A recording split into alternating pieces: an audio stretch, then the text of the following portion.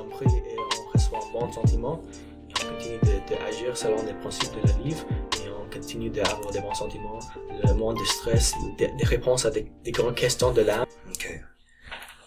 On a parlé de preuve de foi et les principes du livre.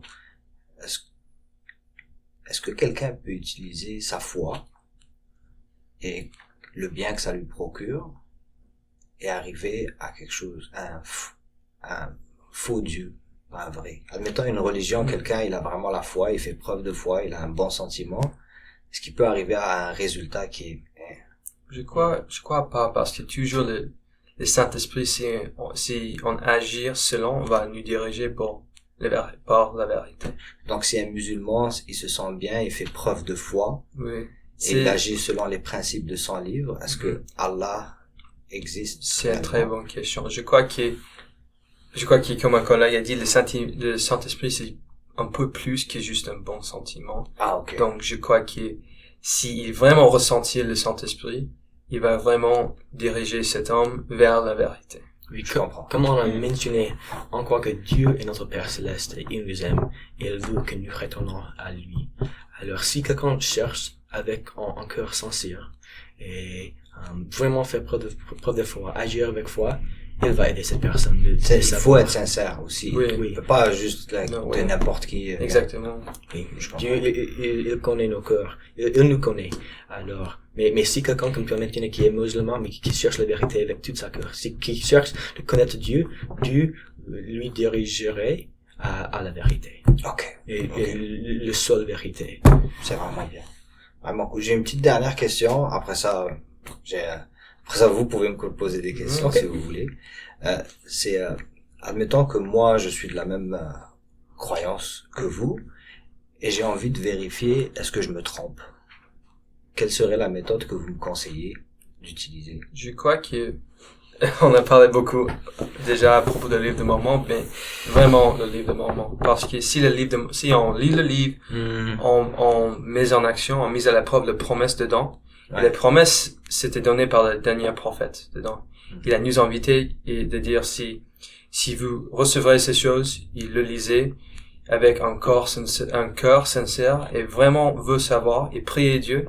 Il va vous manifestera la vérité de le livre de Mormon. Ah, mais je pense que j'ai mal formulé la question. Oh.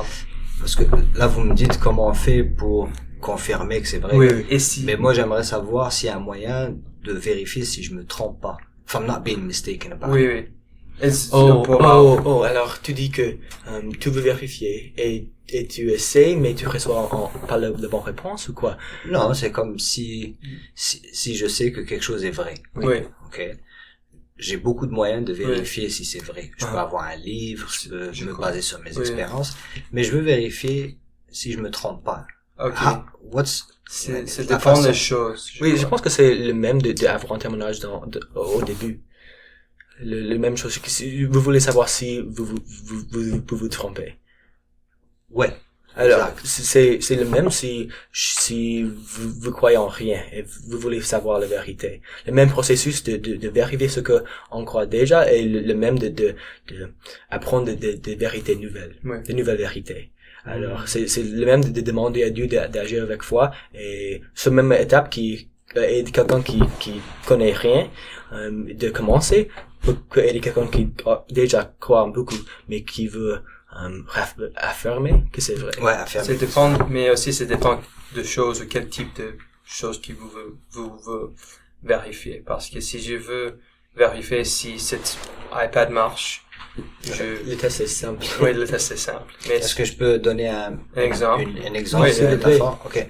Admettons qu'on regarde par la fenêtre et on voit des oiseaux. Ok. Et tous les oiseaux, ils sont blancs. Et on regarde et à chaque fois on voit un oiseau, il est blanc. On peut avoir une hypothèse, nous quatre, ou vous deux, ou nous trois, peu importe. On peut écrire une hypothèse, tous les oiseaux sont blancs. Oui, Ok. oui. So, maintenant, je vous demande comment je vérifie si c'est vrai. Je dis, continue d'observer ce que c'est vrai. Mais si je vous demande comment je fais pour vérifier si je me trompe, vous allez me dire, s'il y a un oiseau noir, tu te trompes. Oui, exact. Oh, comment savoir si vous vous trompez? Exact. C'est quoi l'oiseau noir de vous? comment vous vérifiez si vous, how you guys verify if you're not mistaken? Dans notre croyance ou dans notre Oui, oui. C'est quoi le signe qu'en croyance est faux? C'est ça. À quoi ressemble un failed test? Ok, donc, ça, ok. Ok. Donc, comme je disais, comme, si le livre de Mormon est vrai, c'est-tu vraiment sûr le livre de Mormon? Parce que si le livre de Mormon est faux, notre croyance et notre église, est-tu qu'on apprend de ce livre? Comment vous faites pour vérifier si c'est faux? Donc, si le livre de Mormon est vrai, notre croyances sont vraies et que notre église est la vraie église de Jésus-Christ. Donc, alors, comment vous faites pour vérifier que c'est vrai? Oui. Au-delà, ça peut être le livre de Mormon ou oui, donc, comme mise à la preuve avec foi et demande de Dieu. Oui, alors, vous voulez savoir si peut-être on prie à propos d'un autre livre qui on sait peut-être est faux. Et quoi serait la réponse en failed test? Parfait, exact. Ça, c'est Pourquoi le livre pourquoi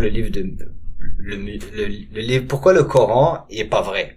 Okay. C'est que il a passé un test pour vous, il a fail ce test-là, right? Ce test-là, est-ce que vous avez un moyen de l'appliquer à vous-même? Parce que j'ai l'impression que la question, je l'ai pas bien posée. Désolé, je suis vraiment désolé. Non, c'est pas grave. Parce que la question, c'est vraiment, je sais comment vérifier que quelque chose est vrai. Oui. Et c'est quoi le sentiment quand c'est pas vrai? Mais comment vous savez que c'est pas faux? Quel moyen vous utilisez que c'est pas faux? Comment vous êtes sûr que vous vous trompez pas? Et quel moyen vous utilisez? Alors, quel test? Oui. Elder Nipko et Elder Hawk, quel test vous pouvez faire pour faire genre, oh wow, j'ai fait un test, peut-être que je me trompe. Alors, par exemple, dans ma vie, j'ai l'expérience que pour moi sont les preuves de Dieu. Et après avoir agi selon les choses que j'ai appris, j'ai appris beaucoup, j'avais plus de lumière dans ma vie. Alors j'ai un étendard de ce qui est bon, ce qui m'a dirigé vers la lumière. Et ça c'est fortifié avec chaque preuve de foi et chaque nouveau témoignage. Alors j'ai cet étendard dans mon esprit que je peux utiliser. Alors peut-être c'est un principe que on ne sait pas si c'est vrai ou faux. Et si je agir comme je le faisais dans ma vie, de agir avec foi et de vivre ce principe ou suivre ce principe, c'est comme si la lumière est allumée dans la chambre. Si ce sentiment est là, bah, parce que pour moi, c'est quelque chose qui est venu seulement avec des choses qui sont vraies. Alors, avec si quelque chose sont pas vraies, il serait juste en vide.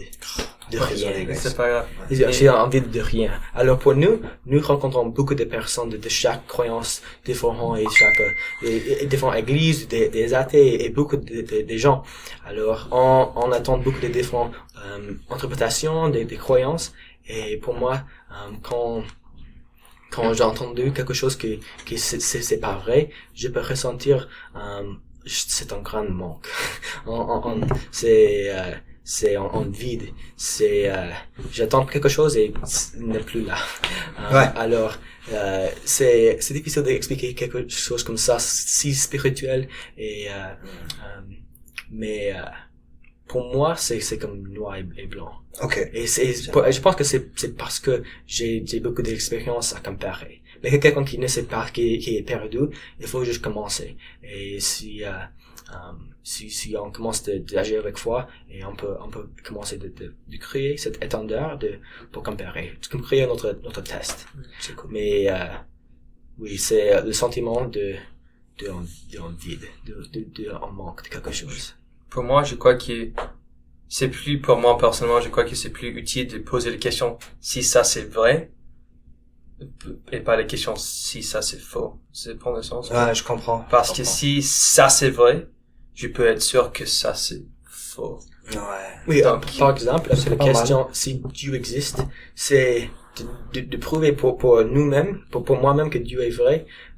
il faut avoir une expérience spirituelle avec Dieu. Et ça, c'est un preuve pour moi que Dieu existe. C'est pas en fait scientifique, mais c'est on pas dans la bonne direction. Juste une expérience spirituelle avec Dieu. Et c'est pour moi. Mais de prouver qu'il n'existe pas, il faut regarder tous les univers en même temps. Pour savoir qu'il n'existe pas. Et pour prouver que Dieu n'existe pas, pour prouver qu'il n'existe pas. Mais pourquoi? Oui, si quelqu'un veut prouver que Dieu n'existe pas, afin de le prouver, il va avoir beaucoup de travail. Oui, il faut vraiment regarder tous les univers en même temps. Alors, c'est fou de poser cette question et essayer de le prouver. Mais si on posait d'autres questions et on peut recevoir une réponse, juste en même pensée, si votre question était comme un musulman, comment il peut savoir si le Coran, s'il trompe avec le Coran, oui. Donc, par exemple, si, encore le livre de Mormon, mais si le livre de Mormon est vrai, notre église est vraie, donc les autres églises sont faux. Ou si lui est vrai, nous sommes faux. Et si lui, il dit, si mon Coran est vrai, l'autre sont faux. Les autres sont faux. Donc, comment on lui poserait la question à lui pour lui dire genre, quel test tu ferais? Comment, Elder Hawk, tu dirais à quelqu'un, teste ta foi, teste ta religion, teste ta croyance, peut-être que, quelle serait la question que vous lui poserez à lui? C'est quelque chose qu'on fait souvent. Oui. Chaque semaine, on fait quelque chose comme ça. On demande des gens de tester leur croyance et de voir si quelque chose de plus c'est vrai, quelque chose de différent que peut-être on n'a jamais entendu. Comme on a mentionné, le test de le livre de Mormon, c'est le base. Parce que si le livre de Mormon est vrai, tous les autres principes sont liés. Alors, c'est comme, il y a des questions plus importantes et moins importantes. Oui. Comme si Dieu existe, et si ce livre est la vraie parole de Dieu, et si Dieu nous parle par son esprit. Ces trois questions sont super vraies. Sont super importantes. Et si on croit que ils sont vrais, toutes les autres croyances mais ça et ça, on peut être content de savoir que les trois sont vrais et on peut continuer de chercher des autres réponses.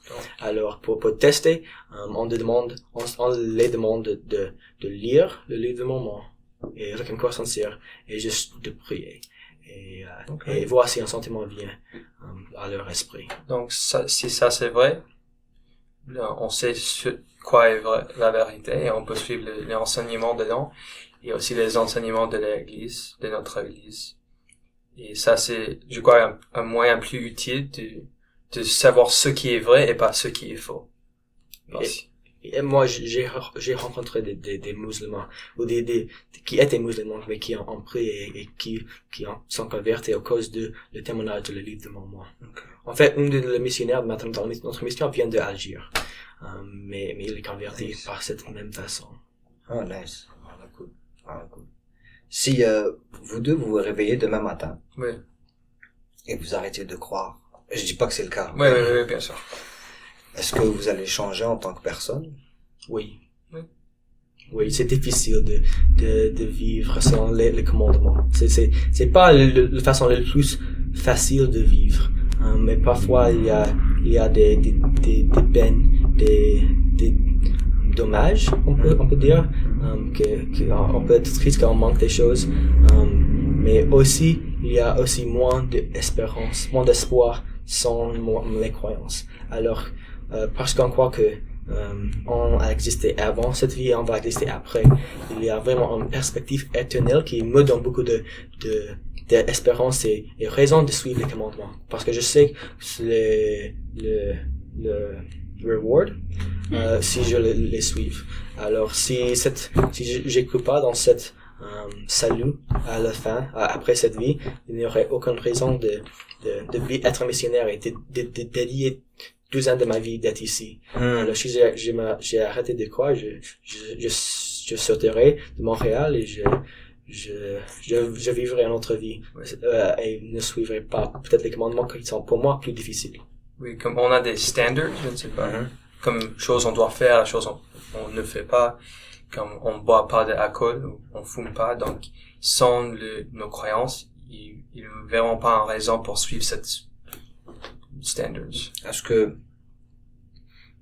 s'il y avait un atheiste oui, qui il fait du sport et tout, est-ce que, même s'il croit pas en Dieu, est-ce qu'il faut qu'il boit, il faut qu'il fume, ou il Non. peut juste mener une... Ils peuvent faire ce qu'ils veulent selon ses propres croyances. selon ses propres... Ouais.